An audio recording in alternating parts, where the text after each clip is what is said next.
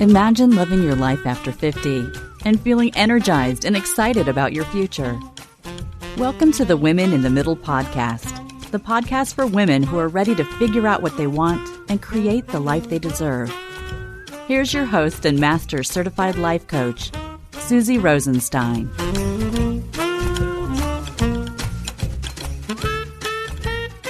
Hey there, in today's episode, we're talking about why you need a new midlife operating system in midlife. Let's go. Welcome back to the podcast Women in the Middle with over 1 million downloads and counting. I'm your host, Susie Rosenstein, your master certified coach and midlife mentor, and I'm so glad to be here with you again.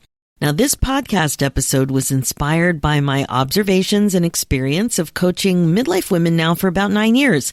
In fact, I have made a lot of personal observations about my life too, because it completely changed 10 years ago this week when I was unceremoniously laid off from my long-term job of 19 years. I didn't even realize the anniversary was this week until just now when I was prepping this episode. Now, this week in 2013 was a game changer for me because, as you may know, I was stuck for quite some time. My scary layoff was actually the gift I couldn't give myself.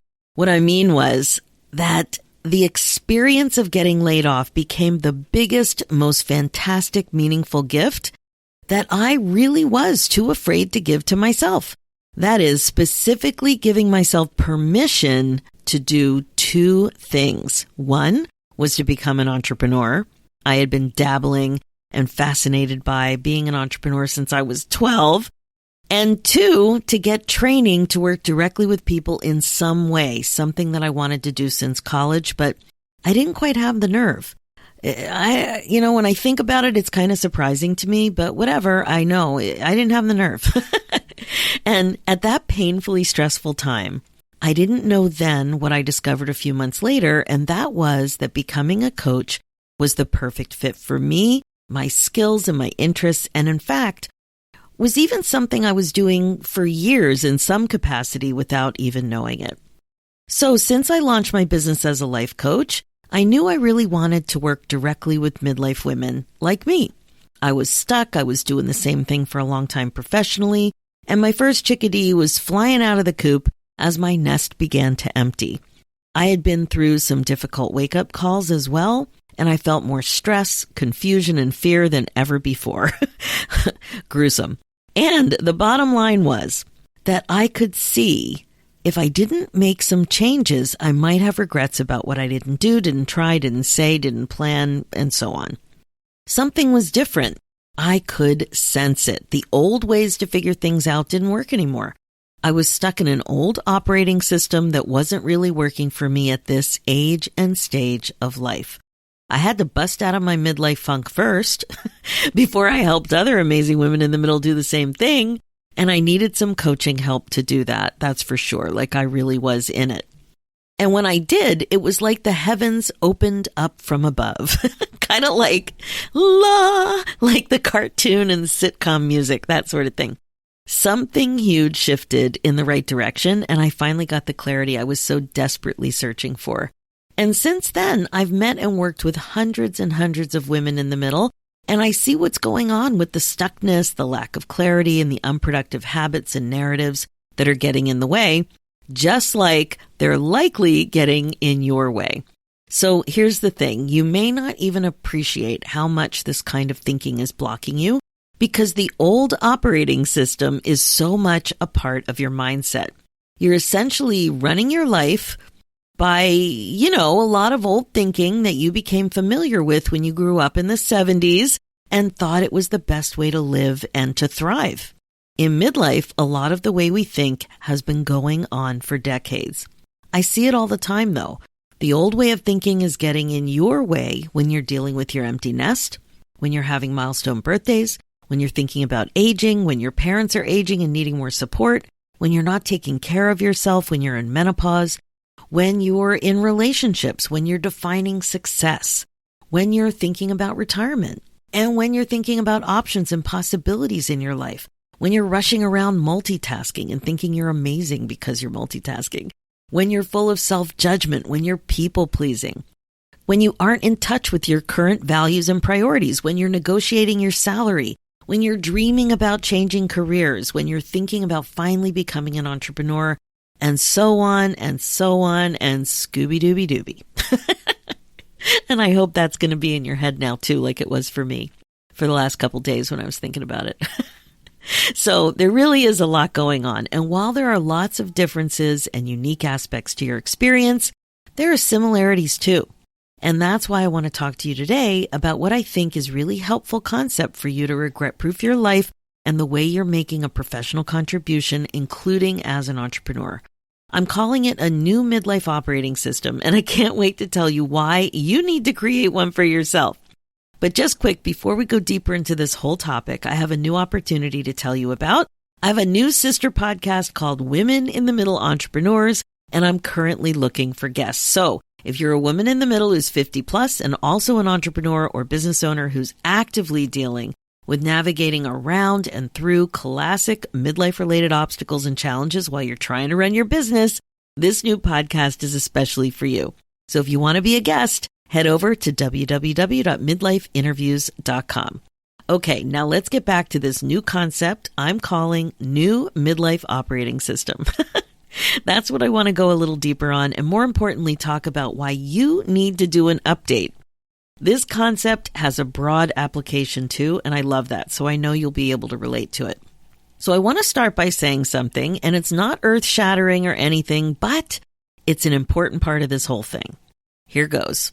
You're not as young as you used to be, and you'll likely need a change or an update of some kind in midlife. So I told you it's not earth-shattering. But here's what I mean. Of course, you agree that you're aging, but you're also probably surprising yourself about how much and how fast time goes by lately. And you know what? You're in good company. As I mentioned, I've been working with midlife women on the tiny little goal of loving their lives after 50 now for years. And I've noticed a few things, a few important patterns of what's getting in the way of you getting more excited about your life at this stage. So these observations all feed into this concept of why you need a new midlife operating system. So I've identified 10 of them. Here we go. First, there's often a disconnect between how you feel and what you do. You probably still feel like you're in your 30s or so. I get it. Me too. And while this may not seem problematic at first, this mindset may in fact be influencing a disconnection with some of the physical reality of what you experience at your actual age and stage of life. For example, if you pride yourself on showing up and having a youthful mindset, you may not fully appreciate how your energy level may have changed in menopause or after menopause. You may know that I interview a lot of midlife women who are entrepreneurs, and this is one of the most common things that they're mentioning. It can be a problem because they haven't created a workable schedule or calendar to accommodate what might work best for them physically and emotionally, right? So if your energy's low, maybe you need to rejig your calendar to accommodate.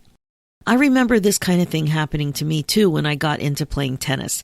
It didn't take me long to develop tennis elbow. My mindset was, well, I'm not going to let that pain get in my way. And it never even occurred to me that that strategy may not be helpful for me at my age of over 50. It didn't even occur to me. And what did I know about tennis elbow? I was new to tennis. I just decided that I knew what was going on. And it didn't even occur to me that I'm a different age now and it may be something else. I don't know. It was just a different mindset. Second, here we go. You're likely running your life, business, and or career on autopilot in many ways. Now, autopilot thinking is when you just do what you're used to doing, think what you're used to thinking without the awareness that you may be thinking or doing it out of habit. One of the ways that you may be on autopilot is reacting or responding rather than creating. A couple of quick examples would be when you keep doing something without thinking about if you even like doing it that way or continuing that way. For me, I stayed in my job about 5 years longer than I should have. I've heard this about relationships too, and volunteer commitments. It could even be the way you allocate money to your wardrobe, right? So you're just like doing things and keeping things the same without even allowing things to register and checking in with yourself. Another example might be responding to job listings versus networking to create opportunities. I see that happening. or socializing when asked versus doing the asking. The point really isn't about what it is. It's about how aware you are of your thoughts about how you do or don't do what it is that you really want to do. Okay, third, you may not be as clear about what you want as what you don't want at this stage of life. This one has to do with allowing yourself to dream and really imagine happiness and fulfillment. Like, seriously imagine it. So do you know what you really want? What would make your heart sing? When I asked myself, heart sing, that got to me so much more than what do I really want? What do I dream about doing? What would be joyful? When I thought, what would make my heart sing so much that I might tear up? An idea came. And for me, I've told you about it on another episode, but it was about when I reimagined going back on the whale watch that I did 30 years ago. But what is this for you? Where do you want to travel to? What experiences do you want to have with your family? What don't you want to regret? One example I hear about all the time from my community is that they don't want to travel alone. They're very clear about that, but are they equally clear about what they really want to do? So much so that they prioritize it no matter what. The other part of this one is to sense what it is that you want, but resist allowing that naysayer thought to squish down your dream before it really sees the light of day. Thoughts like, that'll never work. It's too expensive. You won't be able to do that. One example of this has to do with becoming an entrepreneur. It can be scary, and the fear is often fueled by this kind of thinking. But what about getting super clear on what you want and why? Fourth, not taking care of yourself. This is a big one. It's something that most of you want, but so many aren't prioritizing. Why? Because you say you're too busy or it's too hard. Those are the two thoughts that I hear the most. And they are huge reasons why you create the result that you have, which might be that you're not getting enough sleep, or you're not drinking enough water, you're not moving your body or fueling your body in a way that demonstrates real self-care. Women in my community have also shared that they resisted going to the bathroom when they had to because they felt too busy. So that's what I'm talking about in number 4. Okay, fifth, you aren't as intentional about relationships as you want to be. Now, this typically comes up about spouses, grandchildren, adult children, elderly parents, and friends. It's common to feel too busy or to simply be unaware that you need to take more intentional action as the years are flying by. Sixth, you're still putting everyone first. Now, this is so classic. So many of you are in the sandwich generation, squished between the lettuce, tomato, parents, and kids. These are also boundary issues and a heaping dose of guilt that gets smeared on too. Like, it's all in there. And this one's complex because family is likely a priority, but you're asked to do a lot of things, you're expected to do a lot of things, and you expect yourself to do a lot of things. What's often missing is clarity around what you want to do and how you want to do it. Seventh is all about the lack of internal accountability. As a midlife woman using an old operating system, you're likely awesome about making commitments to others. But when it comes to making a commitment to yourself, even about going to bed on time, it can be more challenging. The example I always give to my clients is to think about the difference in commitment between picking up one of your kids from the airport at a certain day and time versus going to the gym at a certain day and time. Highly likely you'll be on time at the airport. Like, that commitment to do that thing for your kid feels different. You know you're going to do it when you commit. Versus sometimes when you go to the gym or make some kind of other commitment to yourself, there's some wiggle room there. So that really feels different, and that's what number 7 is about. Okay, the 8th one, lack of current career goals. I've noticed that in midlife, our goals aren't always updated the way they could be.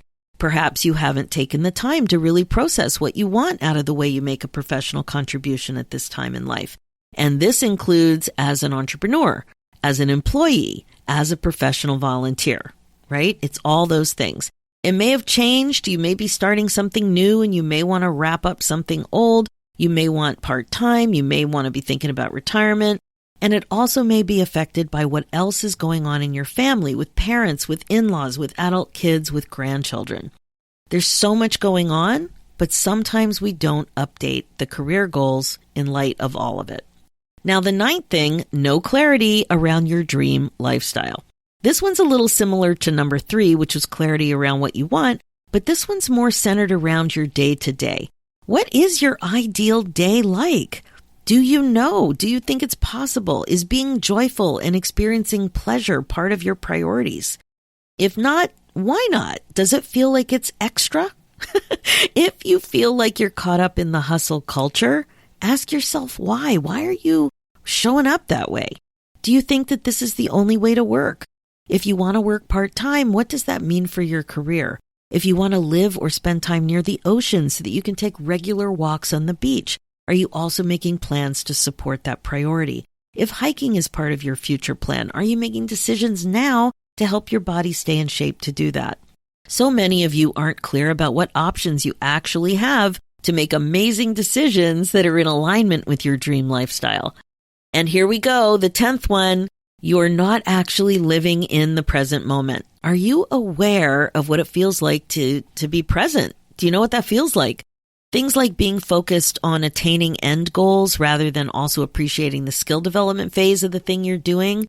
For example, that can take you right out of the present moment. What about thinking about being present when you're doing the thing or when you're learning the thing and not just finishing the thing or getting there, attaining the goal? That's a huge difference.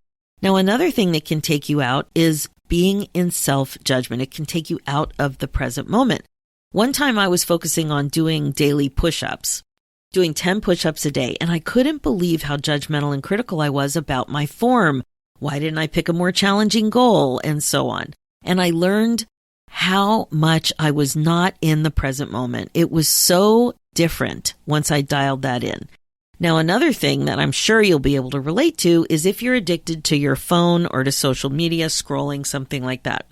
If that's part of your life, you're likely struggling with being in the present moment. Same with multitasking.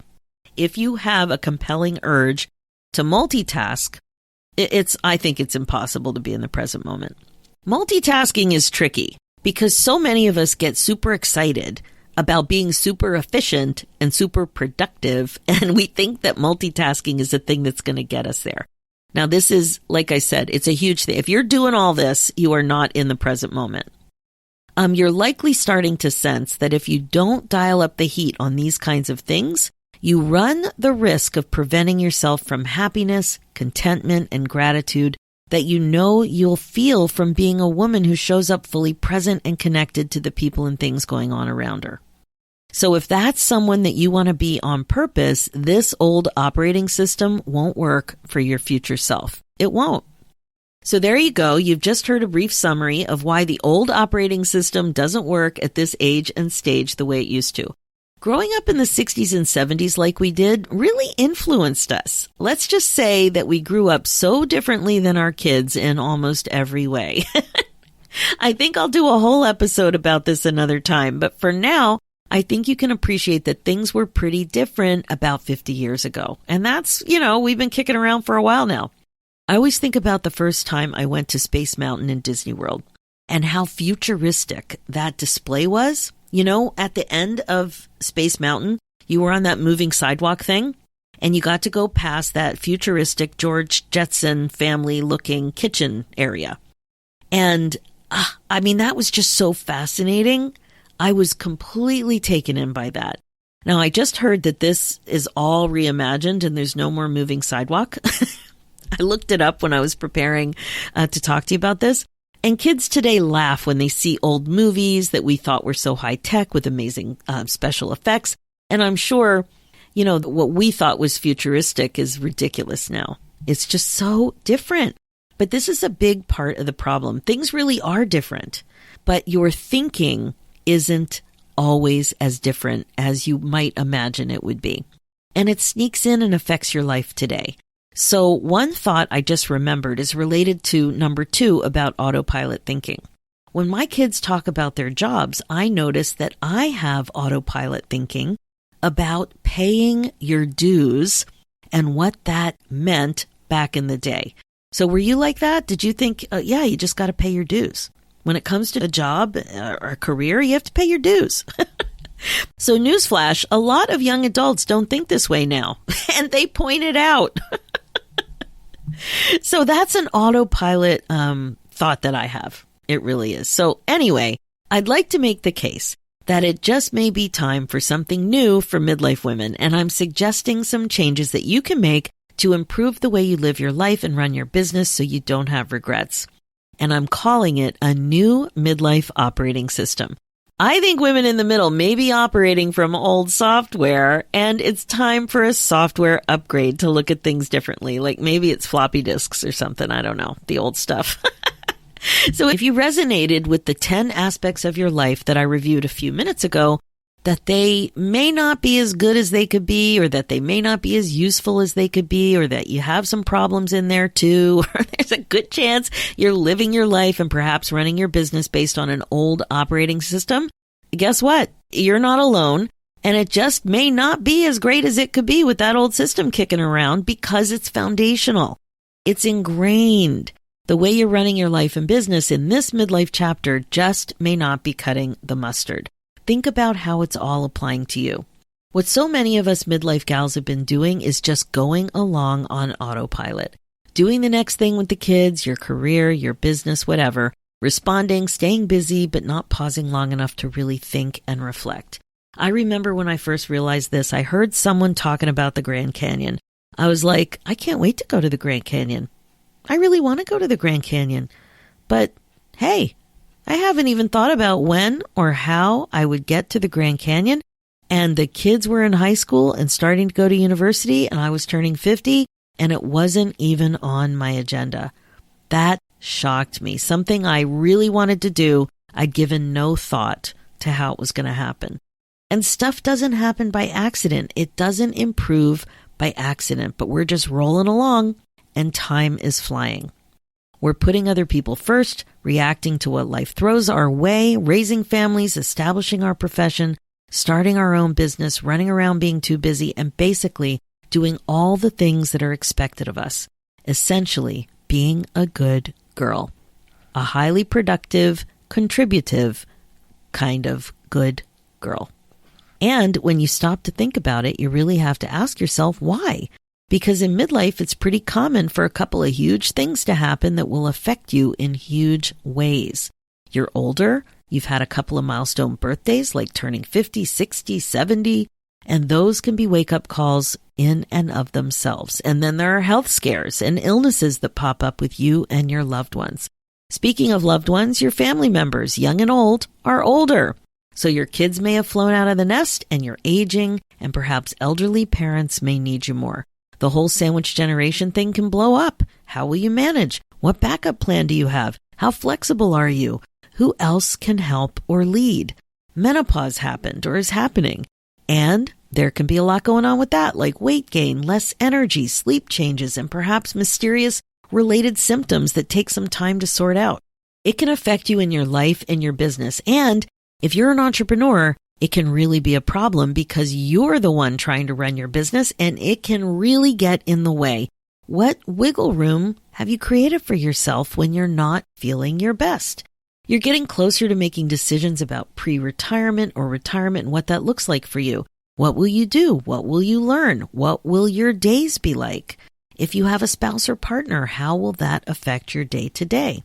If you're an entrepreneur, you might be thinking about scaling or changing your business plan a bit to create more time and less work in the coming years, perhaps even selling your business. You might be gearing up while others around you, like your friends, your spouse, might be gearing down. I hear that all the time. This is common as a midlife entrepreneur, and you can plan better for this phase. But are you? Are you open to what's really possible? You might be thinking about activating those bucket list ideas that may include moving, traveling, spending more time on hobbies and passions. What does this mean for you at this age and stage? Do you think the sky is the limit? Do you feel excited about what you can plan and make happen? Or are you feeling like it's too hard to plan, too difficult to get to, too complicated to make happen, too much to commit to? That sort of thing. You can work on this stuff, but are you? You're feeling super busy and can't imagine keeping this pace up. You're concerned about burning out and know that something has to change. Why are you in this situation in the first place? What are you thinking that's pushing you in the direction you've been going? That can change too, but do you see the real risks you're playing with to your health and happiness?